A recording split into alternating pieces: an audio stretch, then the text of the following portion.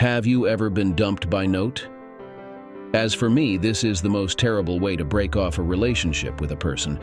But okay, when you're dumped by a person you're just dating, but my wife left me by note, with whom I've been together for almost 30 years. It was a shock to me.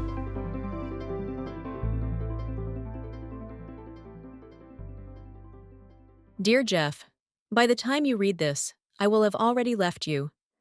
I know it might seem corny to leave you a Dear John letter, but I wanted to avoid a terrible confrontation, which, frankly, I don't want to face. You can call me a coward if you want, but I can't bear the pain I know I'm causing you. To tell you the truth, I'm bored. I've been tired of living the same pattern for the last 28 years, plus the 4 years we dated in college. I'm tired of you reading my mind and finishing sentences for me. Even though it feels good when you rub my neck or feet in such a special way, the fact that you know what I need, just by the way I sigh or sit down, starts to bother me.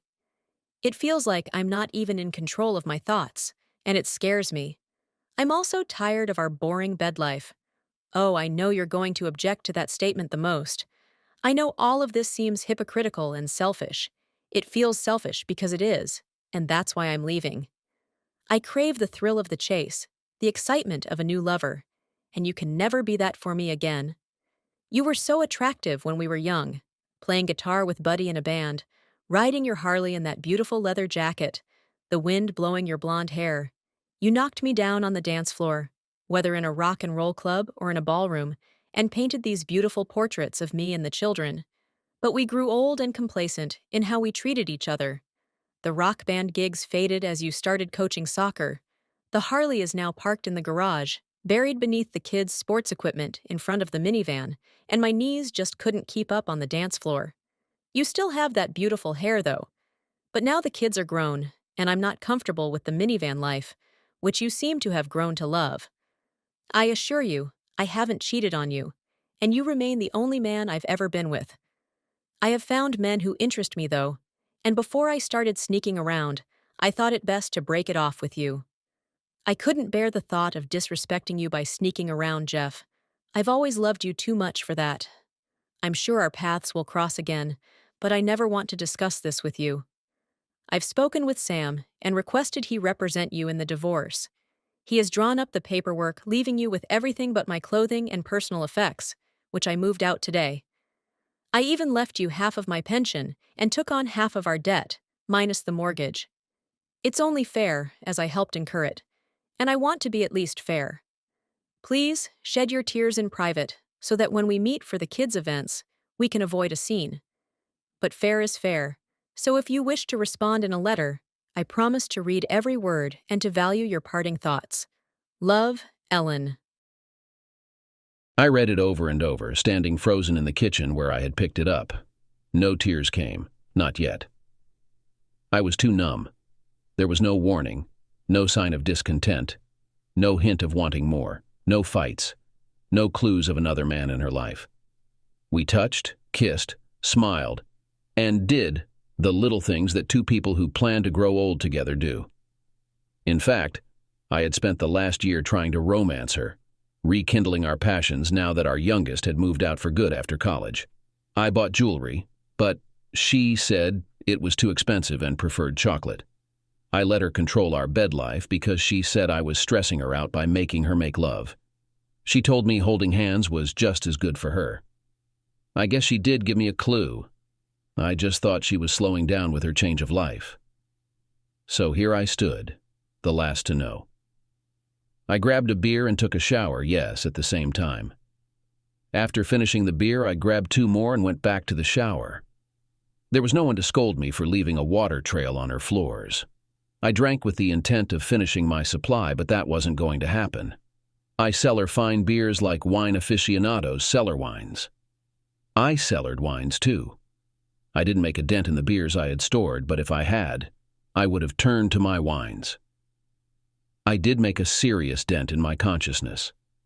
I woke up the next morning with a searing headache on the floor of my basement, naked from the shower.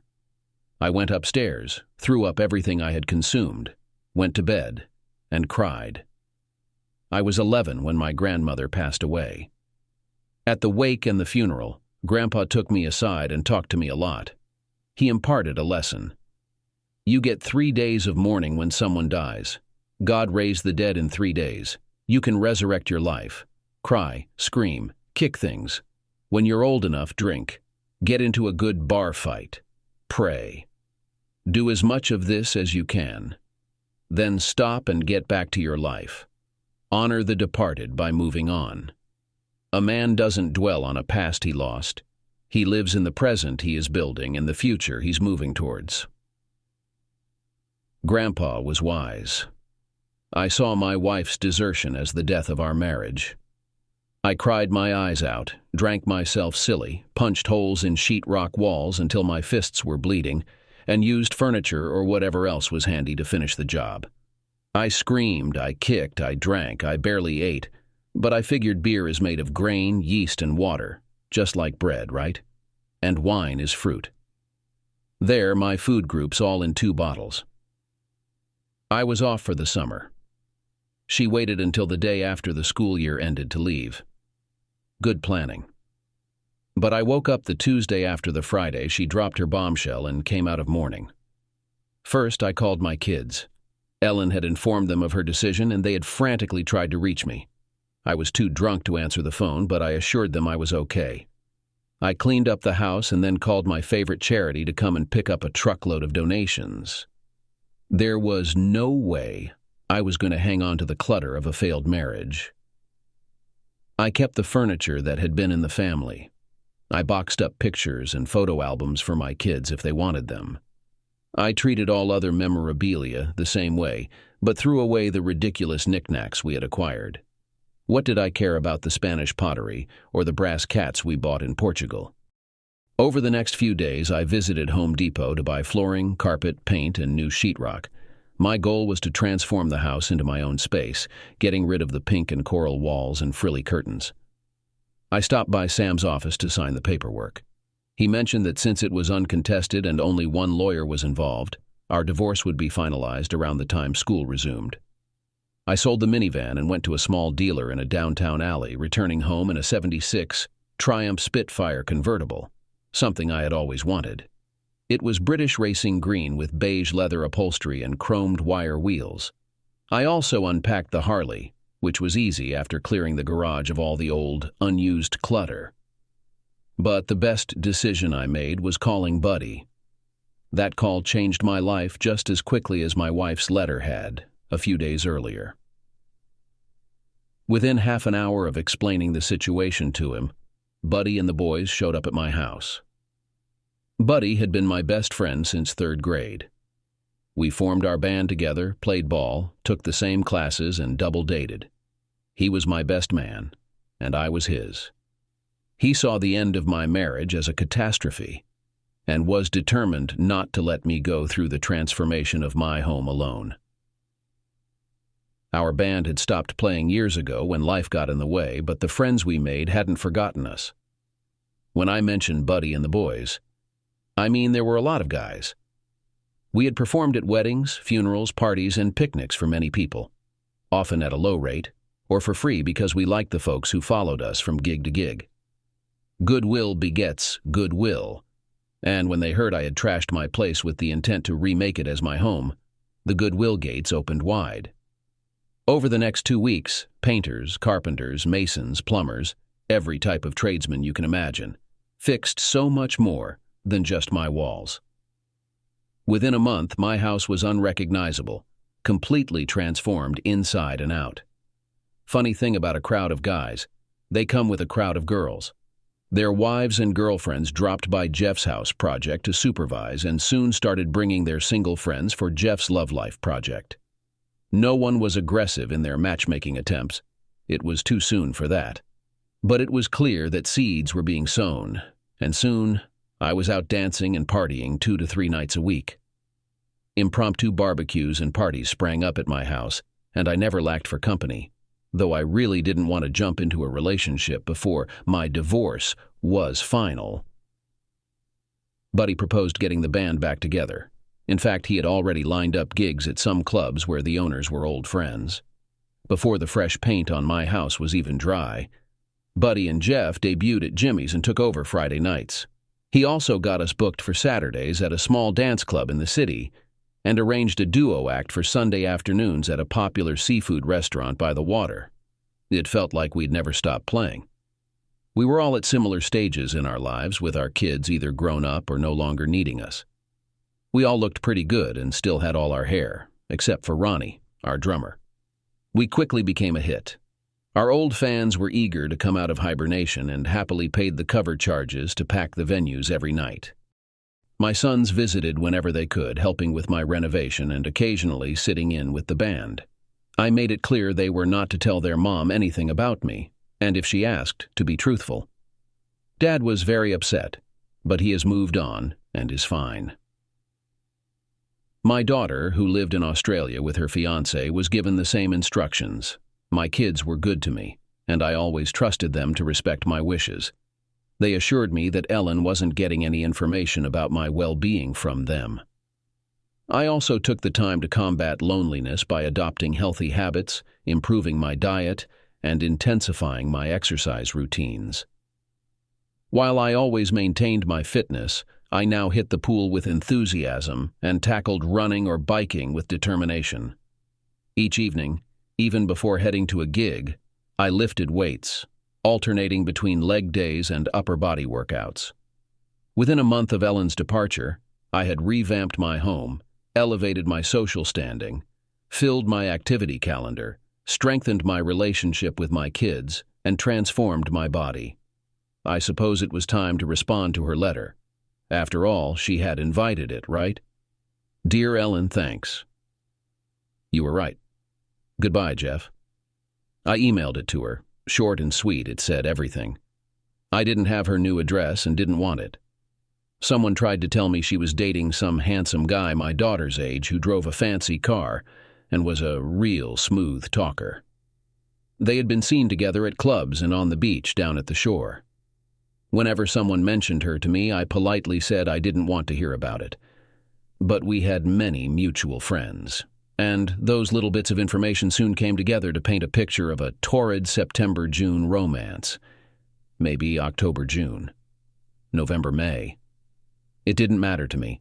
I actually wished her well. Grandpa's 3-day rule had me fully moved on. And I liked the present me too much to dwell on the past us. The end of summer is a bittersweet time for a teacher, but for a musician, August is a busy season. This year was no different. Buddy and I were booked for festival after festival right through September. Labor Day had us performing 2 to 3 times a day. The hectic schedule meant I hadn't gotten around to reading her email response. It wasn't that I was ignoring her, I just thought we were exchanging one letter and moving on, as that was her wish, right? I was simply too occupied and enjoying myself to check my email. In fact, I had nearly forgotten about my marital issues when Sam called with the news that our case had indeed been expedited. Apparently, a clerk working with a family court judge was a fan of our band. I was set to be officially single by Friday. After a month and a half of life changes, I would be a bachelor again come Friday. We were performing at an arts festival street fair in town, and suddenly, all those women in short skirts and deep necklines were fair game. Cool. When we took the stage, the street was packed. We cranked the amps up to outdoor levels and unleashed our energetic blues style. We performed covers, sang original songs, improvised jams on the spot, and had everyone partying enthusiastically. It felt fantastic. The guys had dug out our old masters from years ago. Although we never got around to recording an album before we started having kids, we had enough material to put together a couple of makeshift albums now. CDs are much easier to produce than vinyl used to be, so we combined old and new tracks and the sales table was busy. I was getting attention from women of all ages, making me feel like I was finally ready to end my dry spell. I didn't spot Ellen in the crowd. I missed her attempt to get behind the stage while I was slinging my guitar onto the back bar that I had customized for bike transport years ago. I didn't notice her disappointment as she saw another woman occupying her spot for the first time in the bike's 25-year history. I didn't see the tear that formed as I drove away from her. I wish I had. Michelle was great. I'm not going to describe in detail how I buried my face in her ample cleavage, nor will I discuss the extent of my emancipation after several weeks of imprisonment. Instead, I'll say that I stalked her all night with the tenacity of a teenager and a level of satisfaction that no one else has experienced. I completely exhausted her. By the end of the evening, she told me that she would always remember the time we spent together, but advised me not to call her anymore, fearing that it might take her a long time to recover and walk normally. I knew I couldn't avoid Ellen forever, and I didn't do it. The next time I saw her was at our usual Friday night place, Jimmy's. She came with her new partner and another young couple. They sat down at a table and ordered drinks. As soon as I noticed her, I signaled the band to deviate from our set list. We used to love playing American Woman whenever an ex-girlfriend came in, and the guy who was offended grabbed the microphone as soon as she showed up. It was our way of showing solidarity with our friend. We adhered to the principle that a girl who broke up with one of us was inaccessible to the rest, and we never crossed that line. I started the guitar riff in the slower style popularized by Lenny Kravitz in his cover of the song. I had never enjoyed the tune more, pouring all the soul I could into my singing. The guitar solos were unforgettable and really energized the crowd. Although I didn't see Ellen's reaction when she realized we were playing this old song for her, Buddy's wife did. She later told me that tears began to well up during the lines, "Stay away from me," and "Go on and let me be," and flowed freely at, "Don't come knocking around my door. I don't want to see your face no more." Ellen left before the song ended, barely keeping herself together. Her boy toy and friends stayed behind, drinking and dancing for hours. It seems there was some trouble in paradise. A week later, my older son came by for a visit. It turns out that Ellen and her new boyfriend had a major argument that night. He was evidently growing tired of her allure, and she was worn out from keeping up with the energy levels of a younger man. He was upset because she had been avoiding the places where we used to hang out, as word had gotten out that our band was performing again, and those were the places to be. It also came to light that he was quite unhappy about Ellen relinquishing property rights in the divorce, and her plans to move into my house. I had suspected he was after money, but this was quite bold. Apparently, he was unaware of our prenuptial agreement, which stipulated that if either of us left for greener pastures, we left everything behind. The remaining partner kept the home, the money, the furniture, and all the possessions accumulated over our life together, no matter how long or short that life had been. Ellen's father had insisted on this arrangement because he didn't trust any man's intentions with his daughter. I had no intention of causing her harm, so I would have agreed to anything. Ellen must have remembered this, which probably explains why she proposed such an easily accepted divorce agreement. Boy Toy had sent her away, and she spent the last night crying to the kids over the phone. I genuinely felt for her, but after spending 3 days mourning my marriage, I was now free to care without being personally affected. The kids weren't pleased with my attitude. They still saw me as unattached and thought I should let their mom move back into the family home to help her get back on her feet. I disagreed. Allowing her back in would mean taking on the responsibility for her mood swings, which I was not willing to endure. The menopausal mood swings she had before the divorce were difficult enough. Adding her feelings of rejection by Boy Toy, humiliation from crawling back to me, and potential guilt for leaving me in the first place was not something I wanted to deal with. I was enjoying a better lifestyle, living simply in a clean home, thriving in my respected teaching career, having fun with my band, and playing duo gigs with Buddy.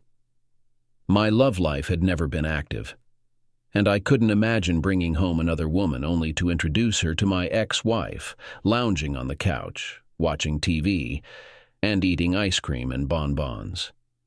I had never enjoyed being single as much as I do now, and had no plans to change that. As days turned into weeks, the kids' persistent push to take her in shifted to a more laid-back help her out, and I complied by allowing them to use the storage unit I had rented for the furniture and items too good for the dump, when Ellen finally moved into a small apartment. I even lent them the truck that the band had bought for transporting gear from gig to gig. With the new school year underway and my band's busy schedule, I rarely saw Ellen. Although she worked in the same district, she was in a different school building, so our paths crossed only occasionally, and I barely noticed her when they did. I had become a hot topic of gossip, possibly due to the frequent sightings of my Harley or sports car, my increased activity level spilling over into school life, or my new status as a single bachelor. However, rumors didn't bother me. The band was extremely popular, my barbecue parties were well known for being a great time, and I never lacked female company. Content as ever, I didn't miss married life at all. I traveled to France for Thanksgiving. It had long been a dream of mine to be in France on the day Beaujolais Nouveau was released, and Thanksgiving was early enough this year that it worked out perfectly. My bags were packed, but I was caught off guard when my son called the night before my departure, inviting me to a Turkey Day dinner at Ellen's. He was genuinely upset to learn I had other plans and insisted I host a family Christmas instead. He and his girlfriend would handle the cooking, and I just needed to provide the venue. He mentioned that all 3 kids would be coming into town, and that they wanted a special day to reminisce. I agreed, with the condition that Ellen knew she couldn't bring a date and that I would focus my attention on the kids. I was genuinely surprised when he told me that his mom wasn't dating anyone and was actually quite lonely. I had no interest in having some guy smugly intruding on our family gathering, so I didn't delve into the details of my ex-wife's love life. They were welcome to stay at my home for as long as they liked. In fact, I preferred that all the kids stay with me rather than going to a hotel. Dad, Mom will feel so bad about us all being home, while she has to leave when it's over. I considered what he said. This would be the first family reunion since the kids had moved out when we could all be together. Ellen should be included too. So, invite her to stay as well. However, she will have to accept not having her old room. I don't think that would work out well. She's welcome to the guest room. If you bring guests, they'll need to sleep with you or find a hotel. Thanks, Dad. This means a lot to all of us. He was right. Christmas fell on a Saturday that year, and everyone arrived on Thursday night. My daughter and her fiancé flew in from Australia, and my son and his girlfriend picked them up at the airport on their way into town from Boston. My youngest, who was also in college in Boston, came with them. Ellen arrived about 10 minutes before them, and I saw her waiting in her car as the kids pulled in. She seemed nervous. It was heartwarming to see everyone gathering to hug and kiss in the front yard, and for the first time since coming out of my 3-day mourning period, I felt a bit wistful about the past. The 6 of them walked in through the front door to a very warm and welcoming sight. Neither my daughter nor my ex-wife had been to the house since I remodeled, so the change was a bit of a surprise. I had decorated for Christmas in the same way we had for years. Candles, nutcrackers, and centerpieces were all arranged, though on my new furniture. The tree, adorned with old ornaments from our vacations and handmade by the kids, stood proudly in its usual spot. I had added a fireplace during the renovation, and a cozy fire flickered, adding to the festive atmosphere. The scents of the tree, the fire, and mulled cider filled the air. Plates of cookies and fudge were scattered throughout, and the table was set with the fine china Ellen's grandmother had given us as a wedding gift years ago. It was clear that I had turned the house into a home, and equally clear that this home was more than ready to host Christmas for my family. Despite everything that had happened, it felt odd to think of it, but they were indeed my family. The kids, though grown, were still my flesh and blood, and despite our divorce, my ex-wife had held a special place in my heart for most of my adult life. The place was buzzing with activity as they explored it. I had restored the children's bedrooms to almost exactly how they had been growing up, except for changing my daughter's room from a bright hot pink to a softer pastel shade for a more mature look. I also replaced their old single beds with queen-sized ones, coordinating new headboards with their childhood desk and dresser sets. The spacious guest room was remodeled into a studio, complete with a drafting table by the window and space for musical instruments, amplifiers, and recording equipment. I expanded one side of the ground floor, turning a small library into a large room with a TV and pool table. The living room was formally arranged around the new, large hearth, which was adorned with brand-new Christmas stockings, one for each of us, including Ellen. The kids spotted the stockings and froze, exchanging mischievous glances. Then, in unison, they broke the silence and rushed toward their stockings. In that moment, I saw the years melt away from their faces, and they were suddenly little kids again, diving headfirst into the excitement of Christmas. The older two regained their composure, retrieving their partner's stockings and returning with separate stories of childhood memories that the stockings evoked. It had been our tradition to lovingly fill the stockings with small, inexpensive gifts and treats before moving on to the major presents under the tree. Soon everyone was nibbling on cookies and chocolates and trying on the silly novelty socks that would only be worn on Christmas Day. "But Dad, your stocking is empty." "We didn't know, so we didn't bring anything to stuff it." I took my stocking from the mantel and peered inside. "No, sweetie, you did fill it. You're all here, reminiscing, laughing, and playing. You're filling it now with the true spirit of Christmas. You're filling it with love." As we exchanged hugs and kisses, wishing each other a Merry Christmas, Ellen lingered in our embrace a bit longer than what one might expect from an ex-wife, though it wasn't uncomfortable. For a moment, it felt like we were still one big happy family. The kids quickly remembered the presents under the tree, and the excitement of childhood Christmases came rushing back. We exchanged gifts, enjoyed a lavish feast, and after cleaning up, we brought out the guitars for our traditional Christmas jam. As the evening wore on, we started heading to our respective sleeping areas. Ellen went to the hall closet to retrieve her coat. "Thank you for being so kind today. I truly value spending Christmas Day with you and the kids. I know I have only myself to blame, but of everything I gave up, I miss the family time the most." "Well, the kids are all grown and independent. It would be just as rare if we were still together. I know, but I miss the time we used to have together, just the two of us. I guess I'm trying to finally say I'm sorry. I really messed up what we had. Don't be too hard on yourself. We always encourage the kids to follow their dreams and find happiness. You did just that. Our lives are still good. They're just different now." She looked at me in disbelief. "So you feel so little about what we had after today you don't feel nostalgic or jealous about what we've lost?" "Ellen, today was wonderful, and it was perfect. What exactly is it that we lost?" "We lost each other. I lost you. And I can never forgive myself for that. And you seem to care so little." She was now crying openly. I wrapped my arm around her, and she broke down completely. I had cried myself out after she left, but it pained me to see her going through this on Christmas Day. Once she finally calmed down, I reminded her of the time in college when she'd broken up with me. She'd been worried that we were becoming too serious too quickly and needed time to decide if she truly wanted to be with one person for the rest of her life. I reminded her how deeply hurt I had been by her departure, but I made it clear that I would never want to be with someone who wasn't fully committed to me.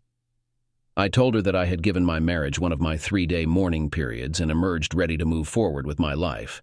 Today, she was a beautiful part of my life, and I was grateful for that. My calm demeanor seemed to help her stop crying. I invited her to stay the night, set up the bed in the studio, and provided her with one of my T-shirts and a robe to wear around the house. When I returned upstairs after locking up, I heard her sobbing and doubted she would sleep much. However, I slept soundly. The following day was an extension of Christmas, and Ellen was delighted when we all pleaded with her to stay for the whole weekend. We didn't revisit our past while the kids were around, but I recognized the familiar looks Ellen used to give me when we were married. The "I love you so much" and "your wonderful smiles." I even responded to a few of her "hug me" and "can I have a kiss" glances. We seemed to read each other's minds just like we did when we were married. At the table, she would pour her coffee and I would add just the right amount of milk. I'd butter my pancakes and glance over to see she had drizzled the perfect amount of maple syrup. We finished each other's sentences. However, we slept in separate rooms. The kids left together, with my daughter planning to spend time in Boston with the boys before heading to Vermont for some skiing. That left Ellen and me alone in the house we had bought together. I tended to the fire while she opened a bottle of wine. We sat and talked, reminisced, joked, and then became serious. I was so foolish, so wrong, and so cruel. I know I can never fully make it up to you and don't expect you to forgive me. But I want to say I'm sorry. I want us to at least be friends again. You were not only my husband, but also my best friend, my advisor, my most trusted colleague, my partner in crime. And I miss all of that so much. I looked at her and smiled, and that was when she opened up completely. Ellen has a gift for conversation, and she spun an elaborate monologue right then and there. She confessed that she had fallen into boredom and realized she had pushed me away, creating the very emptiness of passion we had both experienced. She spoke of the thrill of meeting a flattering younger man and the allure of a secret affair. She admitted how easy it had been for her to portray me as a villain, while she herself had been acting monstrously. Her story was filled with intense pleasure from her betrayals, followed by anger that I hadn't fought for her and that I seemed indifferent, just letting her go. She expressed jealousy over my life when I bounced back and returned to the lifestyle I had before, especially when she saw a pretty young woman, Michelle, one never forgets their first post-divorce fling, riding in her place on the back of my Harley. Her jealousy turned into full-blown rage as she watched me with one woman after another, each offering something she felt was better than what she had given me.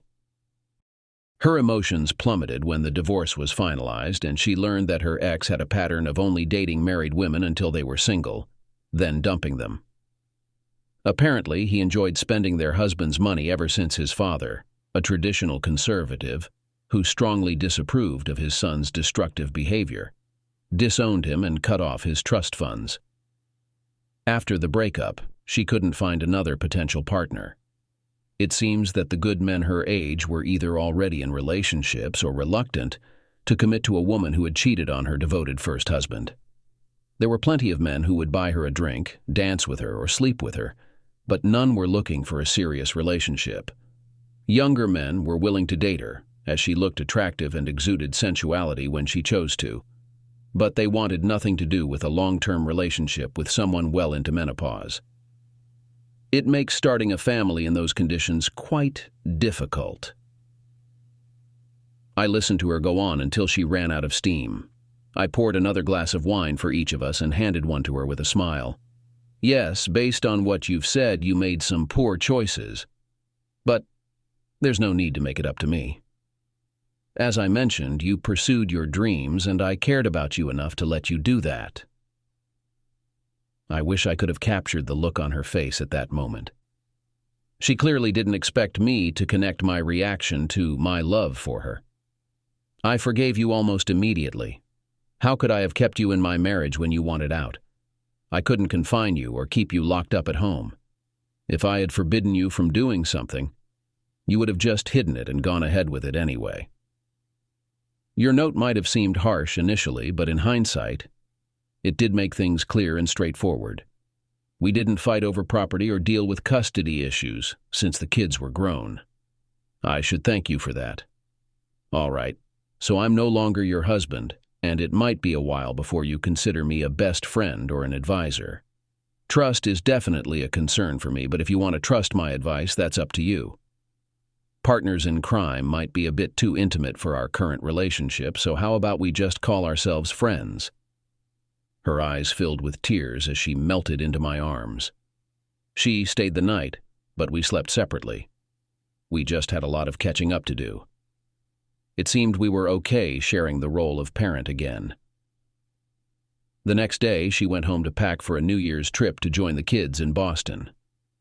I had gigs lined up all week. It's a lucrative time for musicians. Plus, staying focused on my music helped me not to think about Ellen. The new school term started right after the new year, and my new schedule didn't leave much room for seeing Ellen. The next time we met was at a professional development conference in April. As a result, we sat down next to each other and found ourselves at a table for two during lunch. We had a pleasant conversation, mostly about my daughter's upcoming wedding in Australia. It seemed to me that we had renewed our friendship. Towards the end of lunch, she thanked me for being so nice to her that day and during Christmas. She expressed her joy that we could continue to be friends and asked if I could do her a favor. She blushed, hesitated for a moment, and then nervously asked if I would take her for a ride on the Harley on Saturday. "Of course," I answered without hesitation. "Sunday promises to be warm and beautiful, and we have no plans. Let's go north, have a delicious lunch, and get some fresh air." She was cheerful and lively. It reminded me of the times when we rode together when we were younger. Those days often ended with an unforgettable night inspired by the hours she spent hugging me from behind. I wasn't sure I could resist her, and I was right. I couldn't. We drove up to the waterfall. We climbed to the top, then followed a long path through the forest back to the bike. We stopped in a charming little town and wandered through antique shops. Although I usually didn't like such walks, it was nice to spend the day with her. Lunch went great, and by lunchtime we were already in the south having dinner at a wonderful seafood diner. By candlelight, delicious food, gentle waves, and passing boats, it was clear that this was a special evening for her. I took her to my house, to our bed. Yes, we made love this time. It seemed to us that we were back in the role of lovers. We met for dinner and a movie the following week, and yes, we were intimate again. We even had lunch together a few times. We never discussed the direction of our relationship, and neither of us considered the idea of exclusivity. Our daughter's wedding was approaching quickly. We had gone over every detail thoroughly, and I was happy to cover all the costs without any complaints. The band had earned some extra money from playing at various festivals. We had paid off the mortgage while still married, had minimal credit card debt, and I was employed full-time at a high salary with no dependents. While I wasn't rich, I was comfortable and had a healthy bank balance. One detail we hadn't shared was our travel plans. We had each made our own arrangements, although we were both staying at the same hotel where all the guests would be. When we compared notes, we realized we were on the same flight. I invited her to come to my house and share the car I had hired to take me to the airport. The day of the trip arrived, and Ellen arrived early. I had just finished rinsing out the coffee pot and turning on the dishwasher with the breakfast dishes when the car pulled into the driveway. Our driver took us to JFK, where we checked our bags at the curb and then headed into the terminal together. There aren't many direct flights from JFK to Sydney each day, so the check-in counter wasn't crowded, and we joined the line together. After Ellen went first, the counter agent asked why I hadn't used the shorter line for first-class passengers. I had purchased a first-class ticket for the long flight, though I typically flew on a budget. I hadn't realized that first-class benefits included express check-in, which amused the ticket agent. She directed me to the first-class lounge. Ellen was waiting for me there, and we cleared security together before heading to the lounge. I checked in at the desk, and although the attendant didn't question Ellen's entry with a coach ticket, she offered the standard option. "There's space in first class, and I can seat her next to you. Would you like to upgrade?" Feel free to call me a soft-hearted fool for being nostalgic and using my credit card to pamper my ex-wife, despite her betrayal. But you'd be mistaken. It might seem that way, but something felt off about flying halfway around the world to attend my daughter's wedding, while my ex-wife was cramped in coach. When we boarded, I asked her to wait with me, which annoyed her a bit. She was worried about losing her seat to standby passengers and started to get upset. I reassured her that I had checked her in earlier. Her frustration faded, but when she sat beside me in first class and I explained the mother of the bride situation, her attitude changed so much it felt like she was considering more than just a friendly gesture. But don't get the wrong idea. Public displays of affection aren't really my thing, especially not in a tiny airplane bathroom. We arrived in Sydney and the week was nothing short of magical. We toured, visited, And most importantly, we celebrated my daughter's wedding. I was incredibly proud to give her away, delivering my only line, "Her mother and I do," after walking her down the aisle. At the reception, I danced with Ellen and enjoyed the festivities. A highlight of the evening was when her brothers and I joined the band to perform an energetic rendition of All-American Girl as a musical tribute to our daughter. After the reception, Ellen, the boys, and I gathered in the hotel lounge, and one of them got straight to the point. "So what's going on with you two?" "Nothing new, sweetie," Ellen replied. "Your dad and I are just being your parents. We've put our past behind us and are enjoying life. Is that okay with you?" "Yeah, Mom, it just seems like more than that. It looks like you're getting close again. Maybe even considering getting back together?" "Honey, I'm not foolish. I made a poor decision a while ago and acted impulsively. I was really foolish back then, and I'm accountable for that. I've discussed it with Dad, and he was right. Just like we taught you. I made a choice, ended the relationship, and I'm accepting the consequences." The boys looked at me, waiting for more. I had nothing else to add, so I continued to smile and enjoy a refreshing local Australian ale. "Come on, Dad." Mom answered the question. "Are we going to hear from you too? Boys, you should be thankful that we didn't spend the week here making hurtful comments about each other. I hear that's what divorced couples do at events like this. Besides, what you're asking falls into the realm of my personal life, and that's off limits. Didn't I teach you not to kiss and tell? So why would I? But Dad, you love Mom. We can all see that. And we're old enough to understand what it means when someone says they want to be just friends. So without giving us any disturbing details about your personal life, just tell us if you and Mom are friendly beyond just being friends." "Son, given our history, if we are friendly, it will always be more than just friends. She's the love of my life, the mother of my children, and my closest friend. It's not something we can just switch on and off. Beyond that, there's no clear answer because that part of our story is still being written." We chatted for a while longer before heading to our rooms. Just as I was getting into my pajamas, there was a knock at the door. It was Ellen. I let her in, and we went to bed. She thanked me for the first-class upgrade, and then, before I could even catch my breath, expressed her gratitude for a wonderful week. She also thanked me for making my daughter's wedding an occasion we could experience together as a couple. By the time she finished thanking me for everything, including what I had told the boys in the lounge, I was completely worn out. Ellen stayed for breakfast, which I ordered from room service. The trip home was surreal. When we arrived at my house, she gave me a passionate kiss before leaving. "I want you to know that I'm here for you, for whatever you need, whenever you need it. Somewhere along the way, I lost sight of why I loved you. In the routine of adulthood, I forgot just how much I loved you. Leaving you was the biggest mistake I could ever make. I discarded the most precious thing I could ever have. Hurting you will always be my greatest regret, and I wish I could turn back time. Whatever you need, whenever you need it, just let me know. Want a friend to play tennis? Call me. Need a roadie, groupie, or backup singer? I'm your girl. Want a lover? I'm your woman. Need someone to make love to you? Or just be there for you? I'm available. Need a meal? I'll cook, I'll clean, fold your laundry, do the dishes, and wash the windows. I'll never ask for or expect exclusivity, as I know I forfeited that.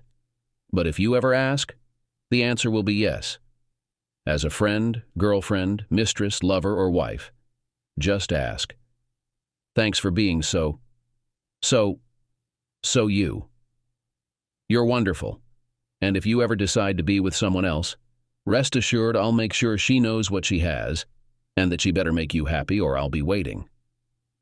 That's really kind of you, Ellen. I've been so happy that we've been able to reconnect. I'm just not sure I'm comfortable putting labels on us. I'm not clear on where we're headed, but I'm glad we're at least heading there together part of the time. I've spent my whole life living with women and usually following their lead. First my mom and sister, and then marrying you right after college. I kind of enjoy having a home where I get to choose the colors and the level of clutter. I like cooking my own meals the way I prefer and keeping the fridge stocked with my favorites. I enjoy playing in a band, and I admit that life on the high seas has been good for me. I don't plan on changing that anytime soon. Do you remember the note I wrote in response to your letter? Yes. You said I was right, thanked me, and said goodbye. You didn't even sign it, love. I meant everything I wrote in that note. You were right. We had become stale and needed a change. The thanks and goodbye were genuine. Adding love would have felt insincere and superficial. Anything else I could have said would either have been spiteful or made me look like I was begging and whining. I'm not very good at that sort of thing, so I wrote what needed to be said and left it at that. What do we need to write now, Tom? Nothing at all. I've shown you everything you need to know. Indeed you have. You've demonstrated that you care about me deeply. You've made it clear that you still find me attractive and desirable. You've shown that you want me, especially when it comes to our children. You've proven that your love for me is more than just casual. You've made the effort to share meals together and even enjoy dates with me. You respect our relationship and our history enough to upgrade me to first class, fully cover our daughter's wedding without asking for anything from me, and to tell our sons that I'm the love of your life. The only thing that seems to be missing is a more permanent role as your wife. I want you to know I understand that, and I'll never push you on it. I know I gave up that right. But if you ever decide to ask, the answer will always be yes. And I'll be praying every day for the opportunity to say it. She kissed me goodnight. Sure, I took her words into account, but let's be realistic.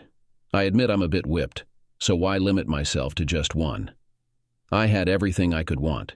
My own home, grown kids, financial security, an ex-wife who was eager to win me back and would do anything for me, a fit body and a full head of hair, a hot band, a Harley, and an endless stream of women eager to hop on my bike and join me for after-parties. Sure, I loved Ellen and thought about having someone to share my golden years with, but honestly, maybe I'd reconsider when we were 60. For now, I wasn't feeling responsible for any consequences. I had forgiven her, made amends, and got my life back on track. So, I called up that curvaceous blonde who jumped on my Harley after the street festival and became my first fling post-divorce. She laughed when I asked if she was serious about not calling her again, reassured me she was fine and walking again, and invited me over. Even as I revved up the Harley to head to her place, I knew there might come a time when I'd ask Ellen to marry me again. But today was not that day.